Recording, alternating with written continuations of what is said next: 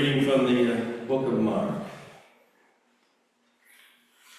Jesus set out and went away to the region of Tyre. He entered a house and did not want anyone to know he was there, yet he could not escape notice. But a woman whose little daughter had an unclean spirit immediately heard about him, and she came and bowed down at his feet.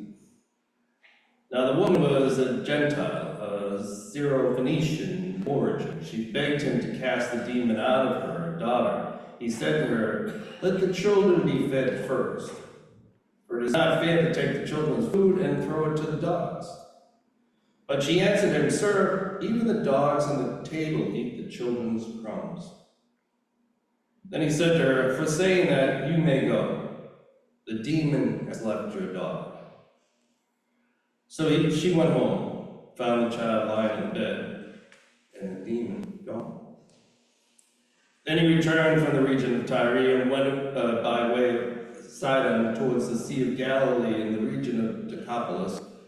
They brought to him a deaf man who had an impediment in his speech, and they begged him to lay his hands on him. He took him aside in private, away from the crowd, and put his fingers into his ears, and he spat and touched his tongue. Then, looking up to heaven, he sighed and said to him, "Ephphatha," that is, be open. And immediately his ears were opened, his tongue was released, and he spoke plainly. Then Jesus ordered them to tell no one. But the more he ordered them, the more zealously they proclaimed it. They were astounded beyond measure, saying, "He has done everything well. He even makes the deaf to hear and the mute to speak." The Gospel of the Lord. Praise to you, Lord Christ. Please be seated.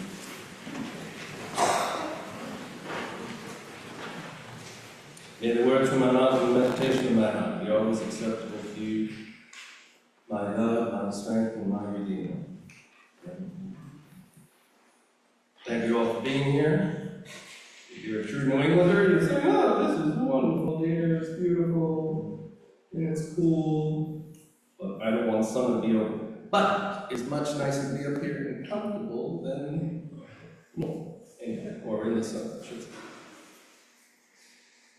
You may not see it right away, but there's a theme of faith in our readings this morning. In the Old Testament reading and the Psalm, and it manifests itself in the Gospel. There are a lot of metaphors in our readings every week, and this week, no exception. I suggest to you that helping the blind to see and the deaf to hear is a metaphor for opening up, seeing and hearing God, the Father, the open. As we hear Jesus say in the Gospel. The whole second half of Isaiah shares all the wonders of life. All the fullness of life, all the possibilities of life when you are open to Spirit, when you are open to God. Then the lame shall leap like a deer, and the tongue of the speechless sing for joy. For waters shall break forth in the wilderness and streams in the desert. The burning sand shall become a pool, and the thirsty ground springs of water. The woman in this first reading, the first healing in our gospel this morning has the faith, and it is that faith of hers that cures her, or cures her child, I should say. She wasn't challenged by the crumbs metaphor that Jesus threw in her face. This was not only a smart Gentile, but it was a very smart woman. She believed that whatever attention and power Jesus had to spare was enough.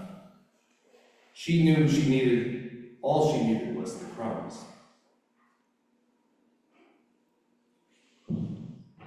If she could just have a little of Jesus, her child would be healed. And she was. I truly believe we are healed because of our faith. Without faith, there are no healing powers of God. I do not want to overlook the epistle this morning, Like I just said, there are metaphors everywhere in this scripture, but this lesson from James, by the way, the brother of Jesus, I say that to all of you who have never gone to a Bible study, but just little fun facts to throw at you. Anyway, you don't need any metaphor map to understand that reading from James. There's two places in there I want to point out to you. For if a person with gold rings and fine clothes comes into your assembly, and if a poor person in dirty clothes also comes in, and you can take notice to the one wearing the fine clothes and say, "Oh, please, sit over here." Well, to the poor one, "Oh man, can you stand in the back or sit by my feet?" Now, I know we would never do that here. No. I had a friend of mine who was an Episcopal priest who he scheduled a substitute preacher for the day. And he came in all in disguise, all looking raggedy and like tattered, and they sat him over in the corner. So halfway through the sermon, he got up, took off his disguise, and showed his parish, "No, you're not demonstrating your faith." I really wish I had been there. And I got off track. But James is all about demonstrating our faith, and we should be all about demonstrating our faith. What good is it, my brothers and sisters, if you say you have faith but do not have works? Can faith save you? If a brother or sister is naked and lacks daily food, and one of you says to them, "Go in peace, keep warm, eat your fill," and yet you do not supply their bodily needs, what is the good of that? So faith by itself, if it has no works, is dead. I don't think any preacher could make that clear, but I just wanted to point it out. And I wanted to point out also that don't forget this church does demonstrate every week of every year feeding people in that hall. Many of this parish donate their time, energy, and effort to the Dover Food Pantry. We do the best to influence what we can. But I do think that many in the world are paralyzed by trying to fix everything. The enormity of most issues of homelessness, hunger, addiction, wars. They comprise a list of what Dr. Covey, who wrote 7 Habits of Highly Effective People, described as the circle of concern. Like this huge circle of concern. You can put little dots in that circle to identify those big ticket items. And he advocated that if we take on what we can influence, not necessarily control, but what we can influence, those smaller successes will add up and they'll grow and lead into larger ones. And I believe that's what this parish does on a weekly basis. It's very similar to the Serenity Prayer. God grant me the serenity to accept the things I cannot change, courage to change the things I can, and wisdom to know the difference. If only we had that wisdom. Now to the second healing story in the gospel.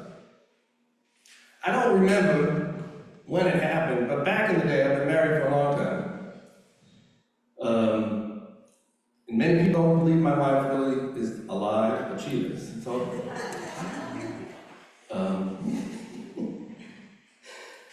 because she never gives me a hard time for all the hours I spend here, what I do, and all the rest of it. So say thanks to my wife Suzanne all the time. Well, I don't remember when it all started, but man, I'm emotional this morning. But she would hear me, and I would hear her, and she would say, "Well, that's a heavy sigh." So we kept having this little poking match with each other. "Oh, heavy sigh, what's up, heavy sigh." And recently, I've had many heavy sighs in my life. My son came home a couple weeks ago, and we got into this big fight. I heavy sighed for days. Another shooting in another school. I have a heavy sigh. Every image of destruction in the Gaza and in Ukraine, I have a heavy sigh. My leadership in this parish, the stewardship responsibility of this community, the buildings, the day-to-day stuff, I can and do have lots of heavy sighs. When I see two friends shun each other over their political views, I have a heavy sigh. When I feel powerless, when I don't know what to do, when I feel lost, I have a heavy sigh. Maybe you all have one or two of those heavy sighs weighing on your heart this morning. Think about what you might sigh about. We hear Jesus sigh in the gospel this morning. Another story that highlights Jesus' humanness. I think we often forget that he walked this earth as one of us, to live and die as one of us. Jesus is weary. He wants to walk into a town and not be noticed. He wants to just be. He entered a house and did not want anyone to know he was there. He could not escape notice. He cannot escape notice.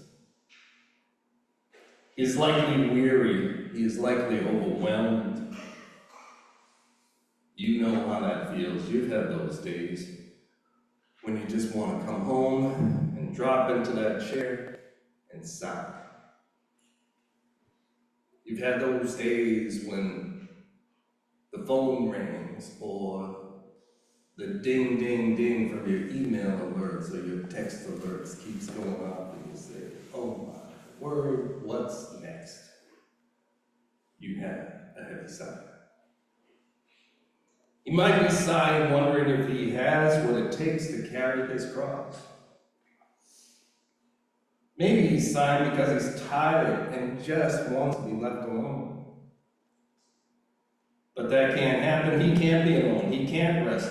There was no social media around back then, but the word spread fast of a man who can heal. I mean, who of you would rush to find this man if you or your children needed his healing power? From one region to the other, people were chasing him down. He could not hide from his notoriety.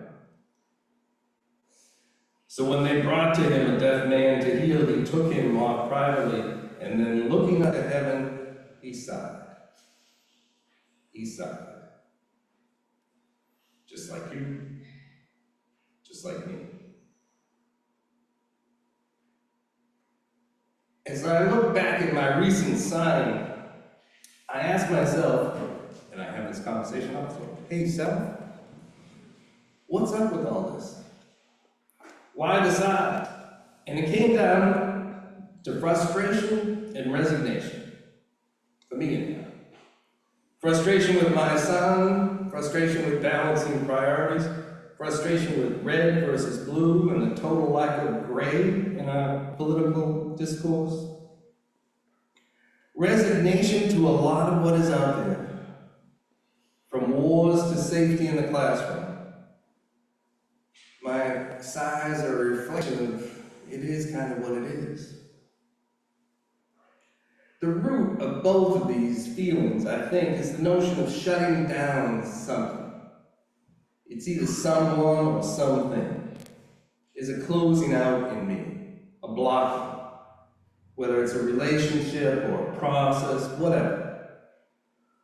All of which I have created. I've closed the door to the future possibilities of what could happen in this world. I've closed the door in some relationships. I've given up on things that I'm weary of doing. I have not listened. I have not sought first to understand rather than be understood. But you know what? I created this mess and I can correct it. I can control most of my frustration and I can control resignation and complacency. I figured out that this week because I'm preparing for this sermon and those words kept coming back to me. Every time I sighed this week, I repeated the words that Jesus said to the deaf man, "The Father, be open." It made a difference. Pretty big difference. I firmly believe we control more of this than we admit or want to admit. Act on your faith, my friends. Know that the Lord wants the very best for you. He wants you only to sigh of joy, not sorrow.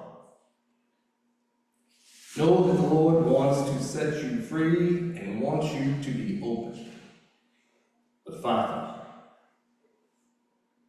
Right now, think of one of those sides in your life. Say to yourself, "The Father, be open. Have faith. It'll work."